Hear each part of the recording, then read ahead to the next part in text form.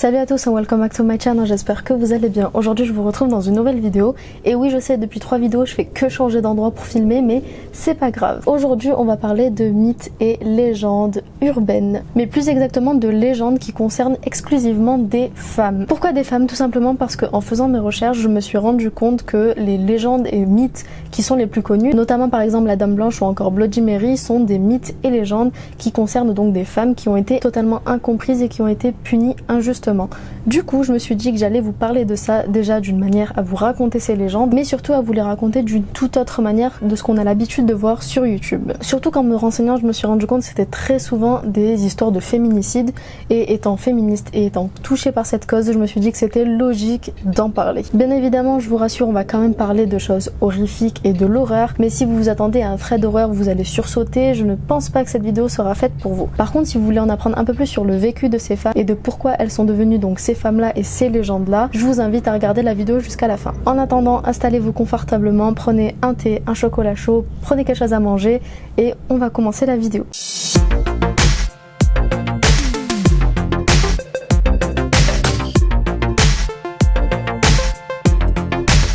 On va donc commencer par l'une des légendes les plus connues du monde, qui a pour le coup bercé mon adolescence et mon enfance, étant donné qu'on en parlait énormément, et c'est donc la Dame Blanche.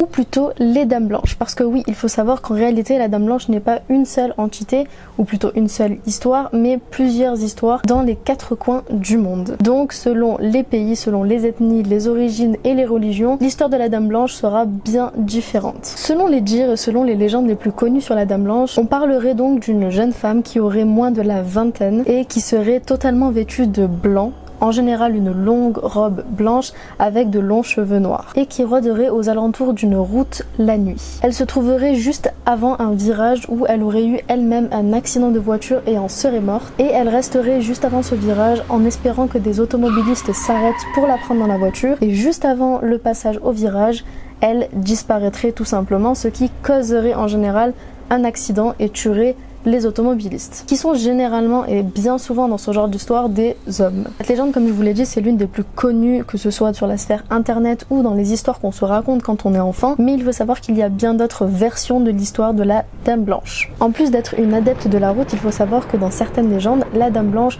serait une adepte des châteaux et des vieux châteaux, surtout en France. Pour certains, elle serait donc le fantôme Mathilde Lemperès, qui est donc une femme qui a bel et bien existé dans l'histoire et qui serait la petite fille de Guillaume le Conquérant, ou encore la grand-mère de Richard Cœur de Lion. Mathilde aurait été donc enfermée pendant plus de 5 ans à l'abbaye où elle a été torturée avant de mourir. Et en plus de ça, elle s'est fait déposséder de son trône d'Angleterre. Sa tombe se trouve d'ailleurs dans la cathédrale de Rouen, pour ceux que ça intéresse. Et bien évidemment, après avoir été torturée et tuée, elle continuerait d'hanter le château pour se venger des gens qui y passeraient. Une autre légende sur la Dame Blanche expliquerait qu'après le siège du Québec par les troupes britanniques, son jeune amant s'est retrouvé mort au pied de la chute et par désespoir, elle s'est retrouvée donc à se tuer et à se jeter de cette chute. Et bien évidemment, pour perpétuer le mythe et la légende autour de la Dame Blanche, elle portait bien évidemment sa robe de mariée lorsqu'elle s'est jetée. Vous savez, le délire du la Dame Blanche s'habille forcément en blanc. Dans une autre histoire, on parlerait de la Dame Blanche comme étant la Dame Blanche du château de Puymartin en Dordogne. Elle serait le fantôme de Thérèse de Saint-Clar, qui a été tuée par son mari au XVIe siècle après l'avoir trompée, et elle hanterait donc les lieux pour se venger et tourmenter des âmes égarées. On va passer maintenant à la deuxième légende urbaine qui nous intéresse, qui est donc celle de Bloody Mary, qui est également très connue de tous.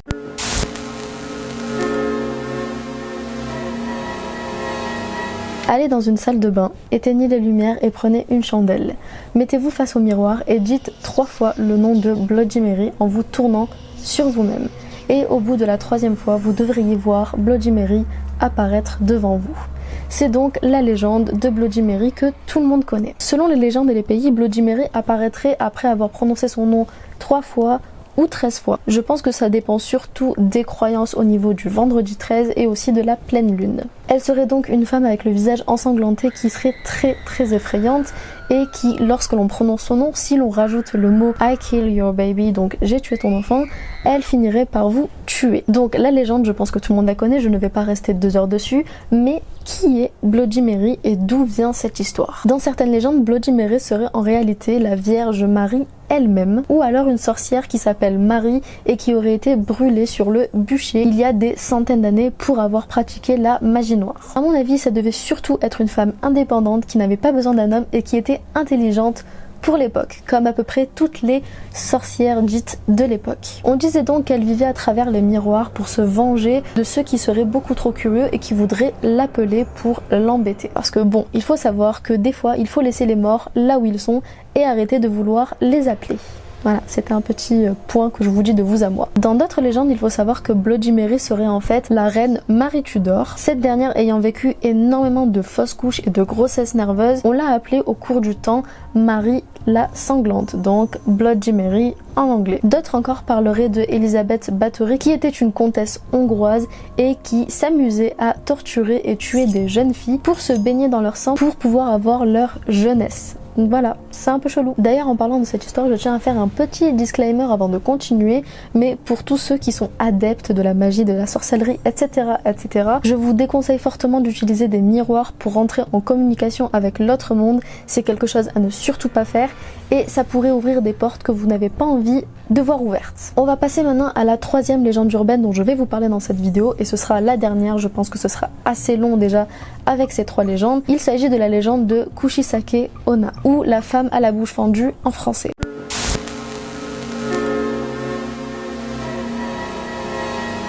Cette histoire vient tout droit des légendes japonaises et a d'ailleurs traumatisé une bonne partie de la population japonaise au cours du temps. On parlerait donc dans cette légende d'une jeune femme à la bouche fendue recouverte par un masque chirurgical qui errerait tard la nuit dans les campagnes armée d'une paire de ciseaux et qui, à chaque fois qu'elle rencontre un enfant sur sa route, lui demande « Suis-je belle ?» et si l'enfant lui répond que oui, elle enlève son masque chirurgical pour lui dire « Et là, est-ce que je le suis toujours ?» Si l'enfant répond non, elle le tue instantanément et si l'enfant lui répond oui, elle l'emmène jusqu'à chez lui et le tue devant sa porte. Donc quoi qu'il arrive, elle le tue. D'autres versions raconteraient qu'elle s'attaquerait uniquement à des hommes et pas des enfants, ou encore que si l'on veut échapper à la mort, il suffirait de lui dire tout simplement qu'elle n'est ni belle ni laide, ou alors de lui retourner ses propres questions, ce qui la fera fuir. Mais du coup, d'où vient cette histoire? Il s'agit en réalité d'une histoire d'une jeune femme donc japonaise qui aurait été bafouée et défigurée par son mari jaloux qui serait un samouraï. En effet, cette femme était considérée comme une femme très très belle